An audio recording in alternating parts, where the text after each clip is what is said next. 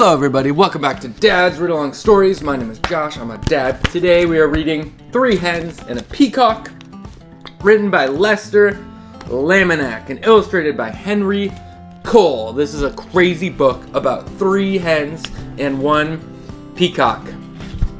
I guess obviously, because it's called 3 Hens and a Peacock. Whatever. Let's read this book together. 3 Hens and a Peacock. Thank you so much for reading with me today. 3 Hens and a Peacock.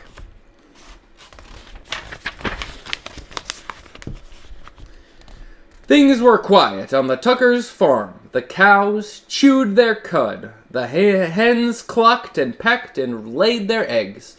And the old hound, that's the dog here, stretched out on the porch, watching and listening. Once in a while, someone would stop by to buy tomatoes or corn or perhaps a quart of milk. Nothing unusual happened there until... what's in this box? Eventually, the peacock wandered down to the road. Oh. Until the peacock showed up. The cows and the hens and the old hound kept right on doing what they'd always done. But that peacock had never lived on a farm. He had no idea what to do.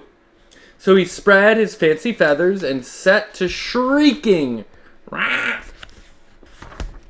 Eventually, the peacock wandered down to the road.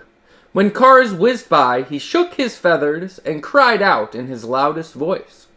Of course, folks stopped for a closer look. Day after day, more people stopped to admire the peacock, and they all bought tomatoes and corn, eggs and milk. Business on the Tuckers' farm was booming. Everyone seemed happy to have visitors stopping by.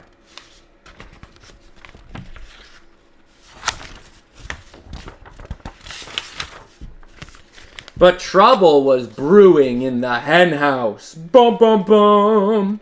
The hens were squawking and clucking and flapping their wings. We do all the work around here. I'd like to see that peacock lay one single egg.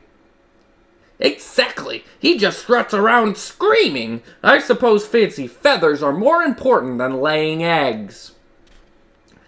That lazy peacock gets all the attention and we do all the work. The peacock had heard every word. For days, he moped about, moaning and groaning. I wish I could be more useful around here. Humph, clucked one hen. The others ruffled their feathers, and the old hound stretched and slowly raised his head.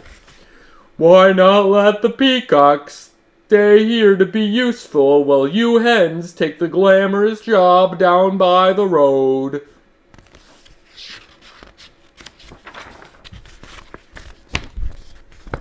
The hens began clucking to one another. What a wonderful plan! Yes, that's a fabulous plan! Oh, ladies, we simply must fancy up our feathers tonight, and nothing but our brightest beads, bangles, and bows. We'll stop traffic for sure. Why, you girls know I can strut with the best of them. The peacock perked up. Let's do it, he declared. Tomorrow I'll stay here, I'll sit on a nest, and I will cluck. And we'll get all cozied up, said the hens. We'll be so glamorous. At sunrise the next morning, the hens strutted to the road. The peacock marched right to the hen house and poked his head inside. They're switching jobs. The hens flocked to the road, waiting for a car. When they saw one approaching, they clucked and squawked and flapped their wings in a flurry of feathers, but every car whizzed right on by. The peacock sucked in his tummy and wiggled from left to right, trying to squeeze through the tiny henhouse door. His front half was in, his back half was out. Down by the road, those hens tried every chicken trick they knew. Still, no cars stopped. Finally, the peacock made it into the hen house. He held his breath and pushed with all his might, but no matter how hard he tried, he could not lay a single egg. Not one. Not even one. The old hound stretched out on the porch, watching, listening. What's that peacock doing in the hen house? Asked Farmer Tucker. Who knows? Said Mrs. Tucker. And what are those hens doing by the road? Not one of them is laying eggs. Well, the way things are going, we aren't likely to have anybody buying eggs today, said Farmer Tucker. We need that peacock down there stopping cars.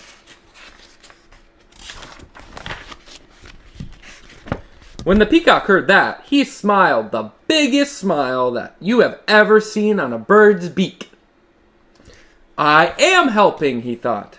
He squirmed back and forth until he popped out of the cramped hen house. Then he trotted off to find the hens.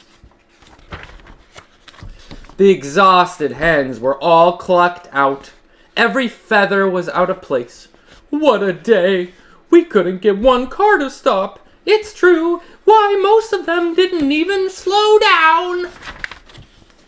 The peacock met the hens as they trudged up the road. I can tell I'm no good at laying eggs, he said. I'm just not meant for it. One hen nodded. I put on my stellar strut and even I couldn't fancy stop a single car, she said. I have to hand it to you. Fancy feathers, your job is harder than it looks. The other hens agreed, and the peacock looked relieved. So the hens marched back to the hen house.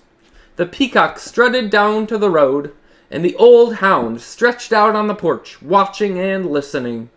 And things were quiet again on the Tuckers' farm. The back of this book is very silly.